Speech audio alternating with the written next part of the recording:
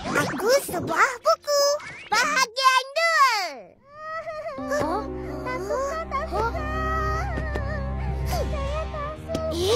Itu suara Mimi.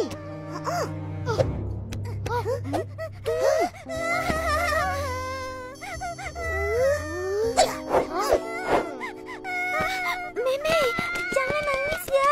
Sabar. Mimi?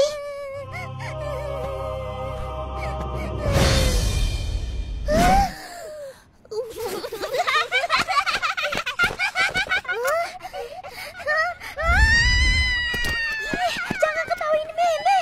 Kesian dia. Yalah, kesian dia. Dan kami juga. Tengok ni. Ish, kau dah koyak. Kenapa? Itu budak-budak nakal. Koyaklah.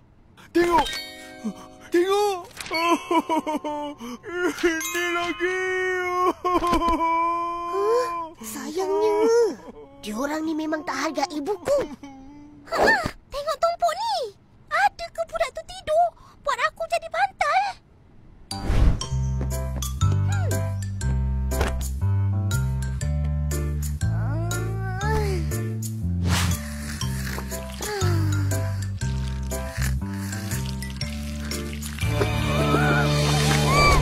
Ini ayuh dia. Aku pun ada. Tumpuk-tumpuk coklat.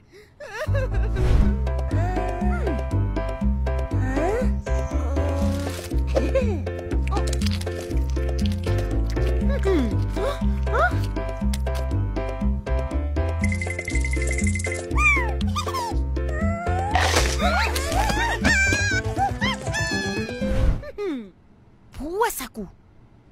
Ish, dalam perpustakaan mana boleh makan dan minum? Betul-betul. Tolong! Tolong saya!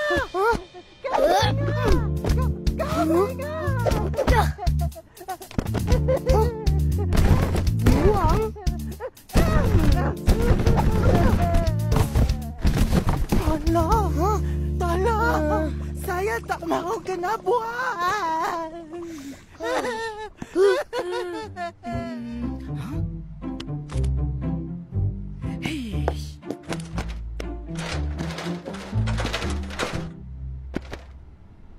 Hei, buku koyak, buku diconteng, buku kotor, buku buruk. Hei, semua dah tak boleh dibaca. Huh?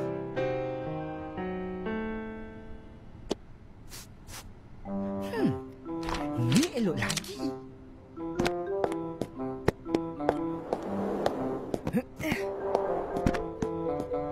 Hah? Kawan! Kenapa ni? Atong nak dibuang. Ya, pustakawan tu nak buang. Buku yang diconteng, dikoyak, yang kotor dan sudah buruk. Sama macam korang.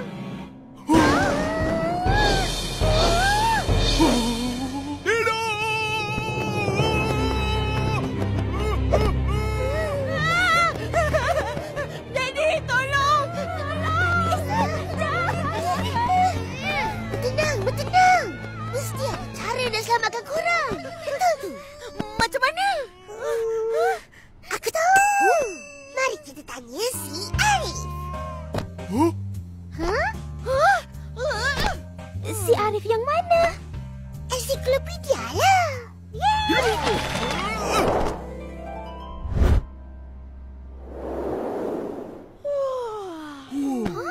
Apa? Mesti buku ni tak ada orang baca. Atuk. Atuk. Mana tu ni? Atuk. Dia tidur agaknya.